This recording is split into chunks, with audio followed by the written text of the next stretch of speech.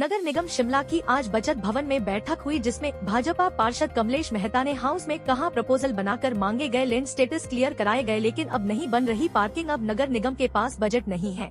कुल 23 प्रस्ताव पार्किंग को लेकर हुए हैं प्राप्त।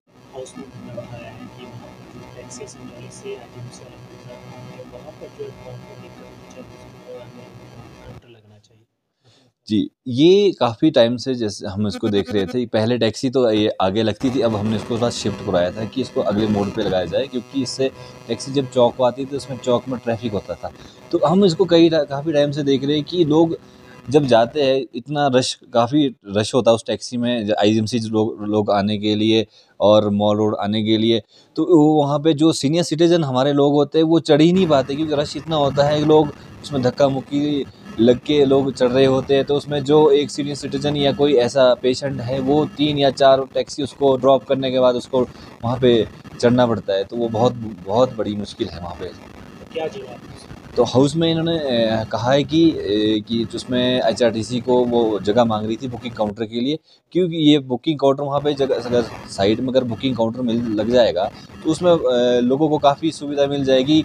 टिकट काट लेंगे तो पहले ही पता है कि 20 लोगों ने चढ़ना है तो 20 ही चढ़ेंगे। तो नेक्स्ट एक टेम्पो ट्रेवलर के लिए 20 लोग खड़े रहेंगे, बाकी उतने ही चढ़ पाएंगे। कोई मतलब सीनियर सिटीजन या कोई है सीनियर सिटीजन की भी इसमें ये मैं चाहता हूँ कि बनाना चाहिए कि, या जैसे सीनियर सिटीजन एक टेम्पो ट्रेवलर के लिए टिकट कट रही है तो उसमें 2 रखा जाएगी, 2 सीनियर सिटीजन की उसमें, क्योंकि वो काफ़ी देर तक खड़ा नहीं रह पाएगा। देखिए, हमारी आज मासिक बैठक थी। इसमें विभिन्न सवाल के माध्यम से और चर्चा के माध्यम से हम सारी चर्चा करते हैं। पूरे महीने का एक सारे पार्षद अपने वार्ड से रिलेटेड भी और ओवरऑल जो है शिमला के शहर के और जो एरिया एमसी के अंदर पड़ता है उसके बारे में चर्चा करते हैं। उसमें कुछ एस्टीमेट्स आए, जैसे हमारी पार्किंग के इशू है, वो जैसे आपकी कसुम्पटी में पार्किंग बननी है, देवनगर में पार्किंग बननी है और संजौली में पार्किंग बननी। जहाँ जो एस्टीमेट्स दे रखे थे एफसीपीसी में हमने एक बैठक की थी, उसको सब आज वो सर्वसम्मति से सबने पास भी किया। और इसके अलावा एक हमारे जैसे रेन शेल्टर्स के इशू है।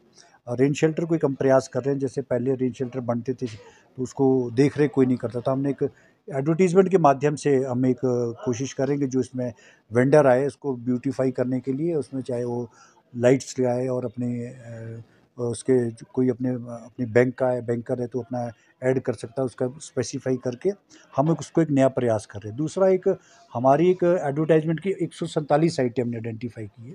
पिछली बार हमने 300 कुछ थी, लेकिन उसका जो पैसा था हमको वापस नहीं मिल पाता था। लेकिन इस बार ही हमने 147 साइटों में करके हम उसका हमें ये उम्मीद है कि हम लास्ट ईयर से उसको 2 गुना पैसा उसमें हमको ज़्यादा मिलने जा रहा है, जो हमने आइडेंटिफाई किया, क्योंकि उसका मिनिमम कॉस्ट रखेंगे।